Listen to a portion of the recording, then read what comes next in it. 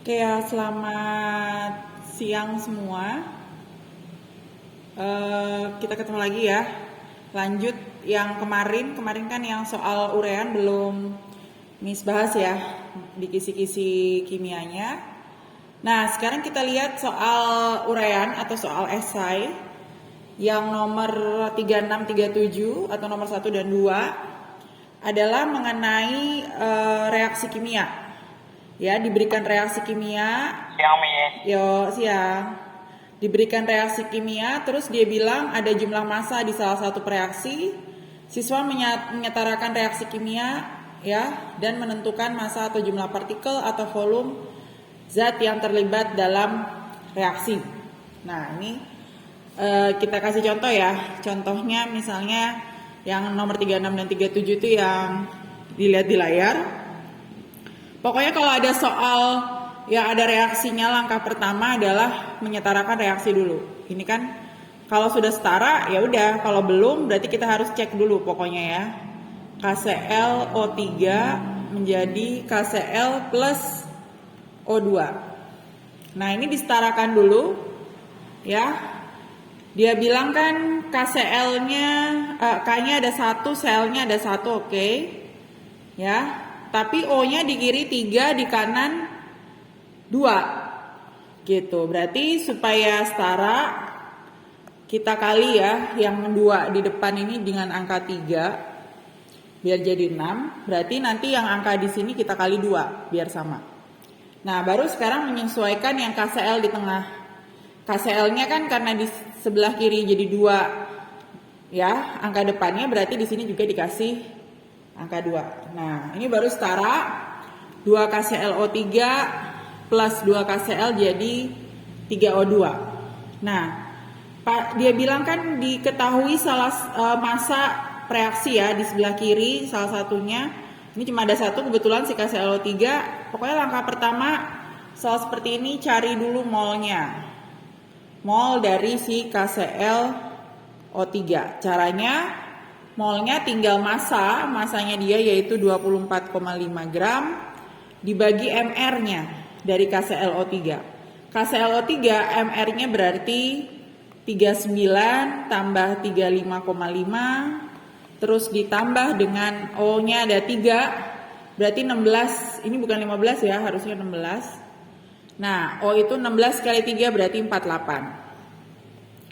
Ya, berarti kalau kita hitung 24,5 per ya 39 tambah 35,5 ditambah dengan 48. Berarti ini 5, 9 tambah 5 14 tambah 8 22 5 8 tambah 4 122,5.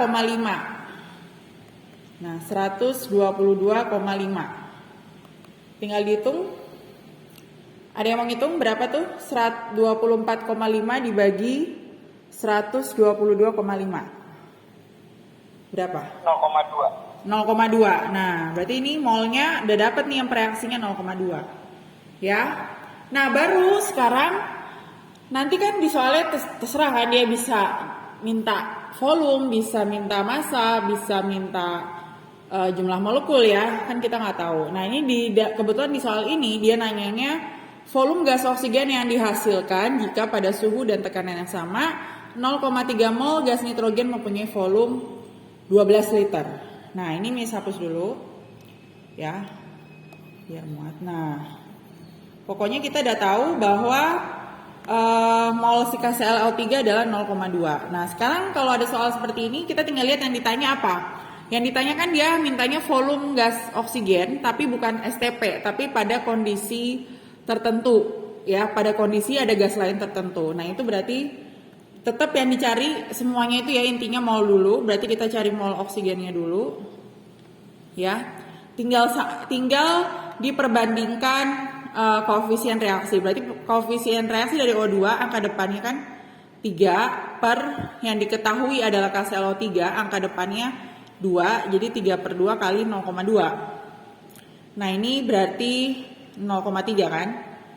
Nah, Kalau yang soalnya model seperti ini, jika suhu dan tekanan yang sama, itu ada rumus, diingat. Rumusnya itu volume 1 per mol 1 sama dengan volume 2 per mol 2. Itu rumusnya. Nah, berarti kalau volume, ya? Ada yang tanya? Yang pakai hukum gas itu. Iya, betul, ya hukum gas. Ya, karena dia bilang sama dengan pada kondisi yang sama dengan 0,3 mol gas nitrogen yang mempunyai volume 12 liter. Berarti kan mereka sama-sama gas. Ya, berarti bisa pakai yang hukum sini. Gitu ya. Kecuali kalau di STP kita bisa langsung kali 22,4, tapi kalau ini enggak. Dia pada kondisi tertentu ya, ada 2 gas. Nah, itu berarti pakai rumus yang ini. Nah, berarti volume satunya, misalnya itu volume O2, kita misalnya anggap satunya itu O2, berarti V1-nya kita nggak tahu nih volume O2. Mol O2-nya kan kita udah tahu 0,3. Ya kan? Nah, volume si gas nitrogennya yang diketahui di soal udah dapat, yaitu volumenya 12. Ya, dan kebetulan dia sama. Molnya juga 0,3 gitu. Ya kan, nanti kan tinggal ini kan sama nih kebetulan kiri kanan. Udah langsung bisa dapat, berarti volume O2 pada kondisi itu adalah 12 liter. Gitu. Ya. Jadi ini kalau yang ditanya adalah volume pada kondisi tertentu.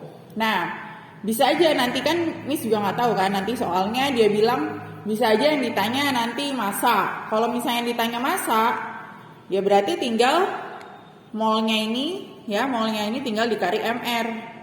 Kalau massa kan diingat ya, massa itu mol kali mr.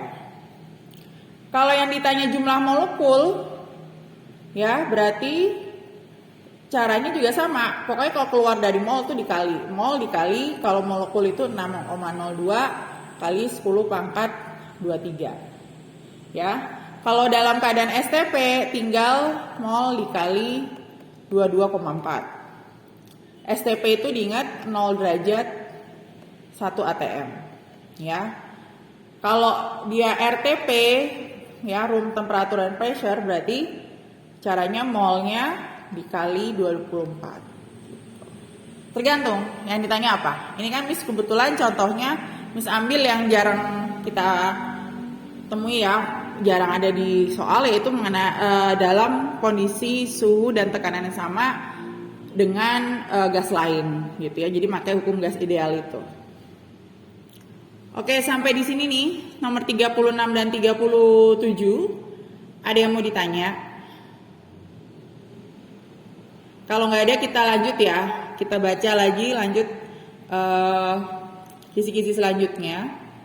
Nah, kisi-kisi selanjutnya itu kita lihat di sini ini mengenai kesetimbangan ya, tapi kesetimbangan ini mengenai faktor, yaitu menentukan arah pergeseran kesetimbangan jika konsentrasi zatnya diapain, dinaikin turunin, suhunya dinaikkan atau diturunkan, volumenya gimana ya, tekanannya gimana gitu. Nah, ini adalah mengenai faktor Van Hoff pada kesetimbangan kimia. Nah, ini ya contohnya misalnya seperti ini. Langkah pertama pas ada soal seperti ini di dalam reaksinya, kalian lihat dulu ya, kondisi masing-masing senyawanya. Dia dalam kondisi apa, gas atau liquid ya, cairan, atau dia padatan, solid. Ya, jadi atau dia larutan, aqueous. Kalau dia ada dalam kondisi L ya, L itu lelehan, liquid ya, dan si solid ya atau padatan, dia itu tidak diikut sertakan dalam kesetimbangan gitu. Jadi kayak misalnya yang ini N2-nya ada S nih misal doang kan, berarti ini kita coret aja, berarti nggak usah dihitung lagi, nggak usah dilihat lagi gitu. Itu langkah pertama. Tapi kebetulan di dalam soal ini ya, di dalam soal yang di layar ini semuanya dalam G. Jadi yang boleh dihitung dalam kesetimbangan itu cuma yang G dan larutan, yaitu aqueous. Nah, ini kebetulan semua G semua ya. Ini G, ini G juga, ini G juga, gas. Jadi semuanya ini bisa diperhitungkan dalam keseimbangan. Itu langkah pertama. Ya, terus dia bilang kan apa yang akan terjadi gitu ya, keseimbangan geser kemana apabila diapakan gitu ya. Nah, berarti kita lihat nih. Dia mintanya kalau di soal ini adalah gas NO yang dihasilkan maksimal. Berarti kalau dihasilkan maksimal itu artinya NO itu kan di sebelah kanan. Berarti dia geser ke kanan. Nah, gitu. Nah, apa yang harus dilakukan supaya reaksi ini geser ke kanan? Kita lihat dalam, ini nggak usah dilihat optionnya, kita lihat aja dalam segi konsentrasi. Ya, diingat kalau konsentrasi yang kanan dinaikkan, ya, itu geser ke lawannya. Dan sebaliknya, kalau dia diturunkan berarti geser ke dirinya sendiri.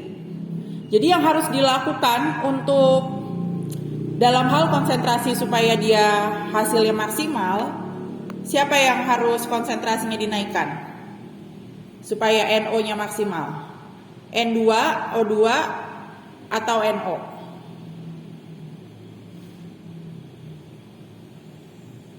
Siapa?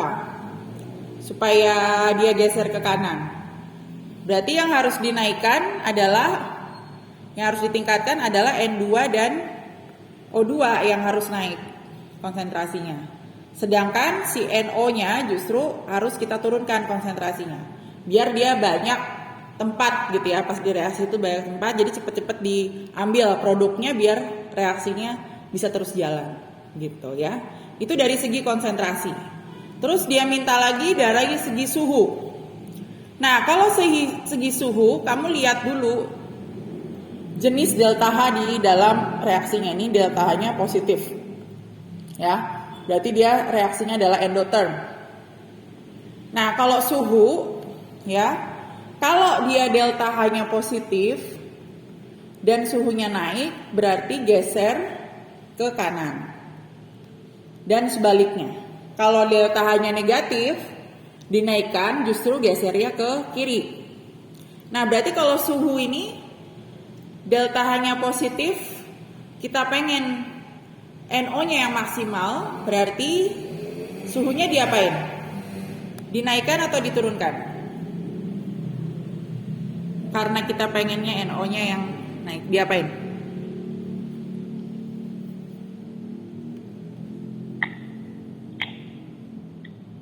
Dia apa? Naikkan? Dinaikkan. Iya betul, dinaikkan ya. Dinaikkan. Karena deltanya positif, kita kan pengennya ke kanan nih, kanan yang ini, ya kan? Nah, kan peraturannya kalau delta H-nya positif dinaikkan, dia akan geser ke kanan. Karena kita maunya ke kanan, betul kalau delta H-nya positif, suhunya dinaikkan. Ya. Nah, kalau yang kedua, yang volume dan tekanan ya, volume. Satu lagi tekanan. Kamu tuh ngapalinnya kalau volume tekanan tuh mereka kebalik aja. Kalau volume itu dinaikkan, dia gesernya ke koefisien yang besar. Ya. Sedangkan kalau tekanan dinaikkan, dia justru gesernya ke koefisien kecil, dia berbanding kebalik gitu. Nah, ini yang dilihat adalah koefisien reaksi di sini. Nah, ini kebetulan ya. Kebetulan reaksi ini total koefisien di kanan di kiri adalah 1 tambah 1, berarti 2 kan angka depannya.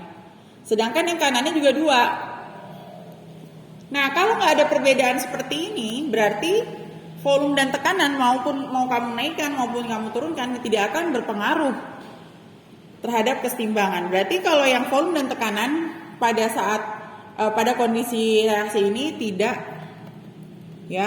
berpengaruh gitu.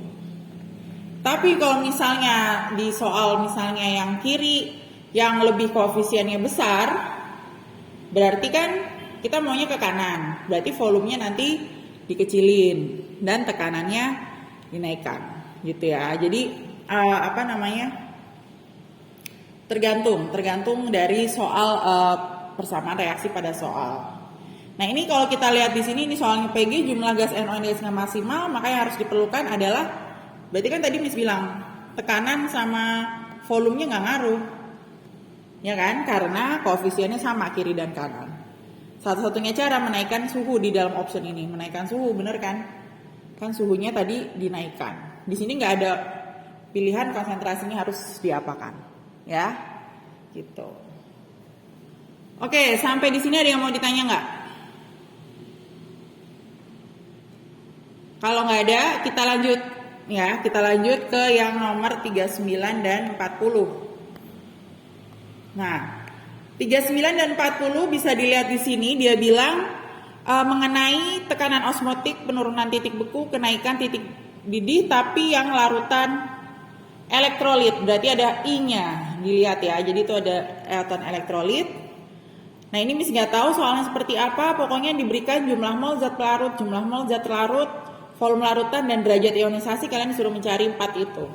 Mungkin yang nomor atas nyari yang mana ya, nomor 39, nomor 40 nyari yang mana gitu. Nah ini dilihat di sini ya, diingat lagi rumus di sifat koligatif ya, kan dia bilang dia memberikan mol pelarut, mol terlarut ya, dan dia memberikan juga derajat ionisasi. Derajat ionisasi diingat itu adalah alfa ya, berarti elektrolitnya elektrolit yang lemah yang ada alfanya, berarti harus dihitung dulu ya. Jadi rumusnya nanti berapapun alfanya tercaranya 1 plus n min 1 kali alfa, diingat n nya adalah jumlah ion ya.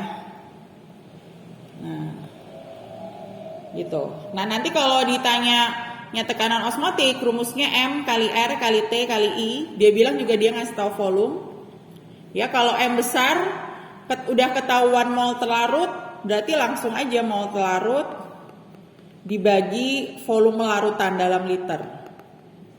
R itu selalu 0,082, T itu selalu dalam Celsius, dalam Kelvin ya, berarti ntar kalau soalnya Celsius ditambah 273, I-nya nanti dihitung dulu dengan menggunakan alfa.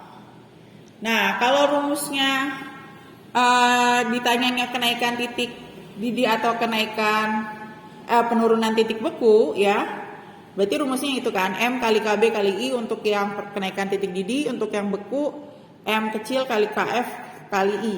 Nah itu yang penting I nya dihitung dulu. Nah M kecil itu kan rumusnya itu sebenarnya gram terlarut per MR terlarut dikali 1000 per pelarut ya, massa pelarut. Nah gram terlarut per MR terlarut itu sebenarnya udah dapet, yaitu dari mol terlarut, berarti ini sama aja langsung dapat mol terlarut.